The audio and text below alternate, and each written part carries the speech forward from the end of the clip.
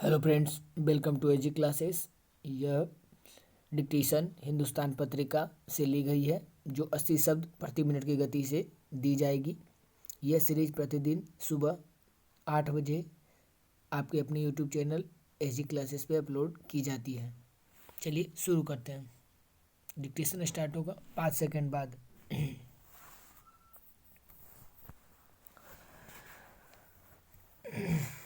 Ready.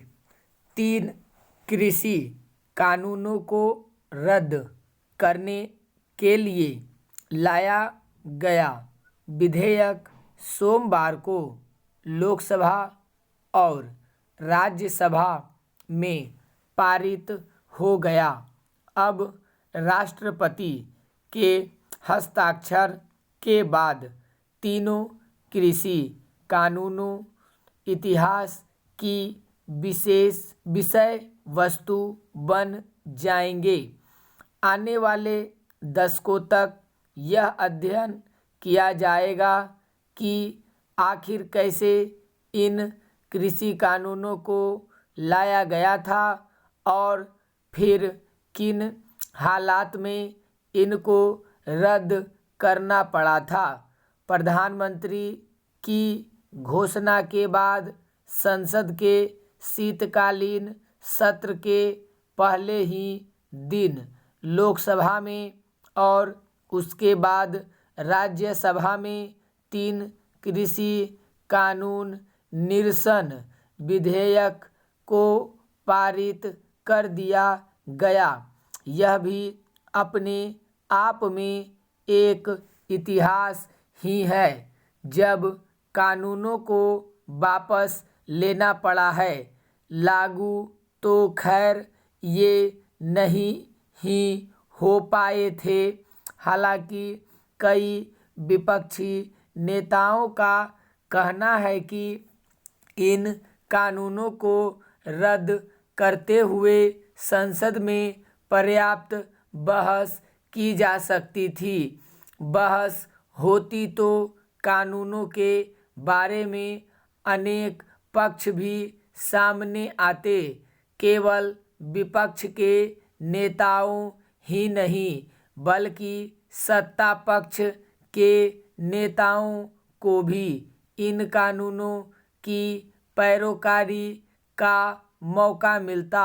फिर एक बार 3 कानूनों के फायदे नुकसान पर कारगर बहस होती। बहस के न होने से केवल विपक्ष ने ही नहीं बल्कि सत्ता पक्ष ने भी अपनी बात रखने का मौका गंवा दिया है। हालांकि प्रधानमंत्री द्वारा दिए गए स्पष्टीकरण और उद्बोधन से यह बात तो पहले ही साफ हो गई थी कि सरकार अब तीनों कृषि कानूनों पर नहीं अड़ेगी।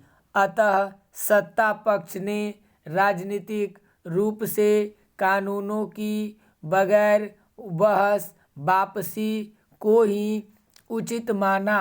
यह भी गौर करने की बात है कि कृषि जैसे गंभीर और बुनियादी विषय पर संसद में अब पहले जैसी चर्चा नहीं होती है। कृषि की समग्र बेहतरी और किसान आंदोलन की अब प्रासंगिकता पर संसद में बहस की जा सकती है। एक बड़ी संख्या ऐसे नेताओं की है जो किसान आंदोलन को अब अनुचित मानते हैं।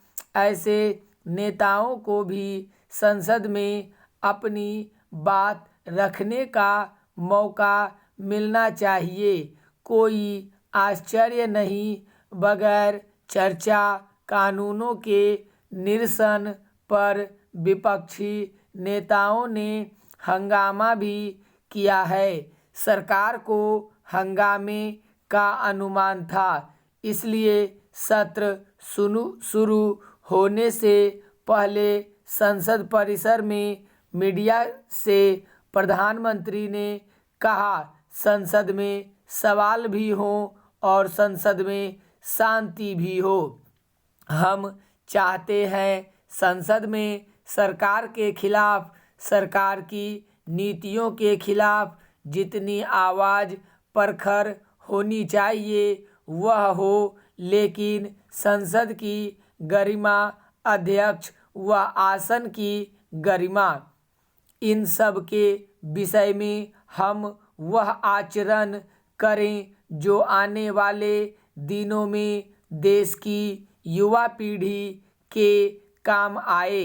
संसद की गरिमा सुनिश्चित करने के लिए ही मानसून सत्र में हंगामे और अनुशासनहीनता के आरोप में राज्यसभा के 12 सांसदों को निलंबित कर दिया गया है। निलंबित होने वालों में कांग्रेस, टीएमसी, शिवसेना, सीपीएम के सांसद शामिल हैं। वाकई सांसदों का आचरण सभ्य और लोकतांत्रिक होना चाहिए, तभी संसद ठीक से काम कर सकती है।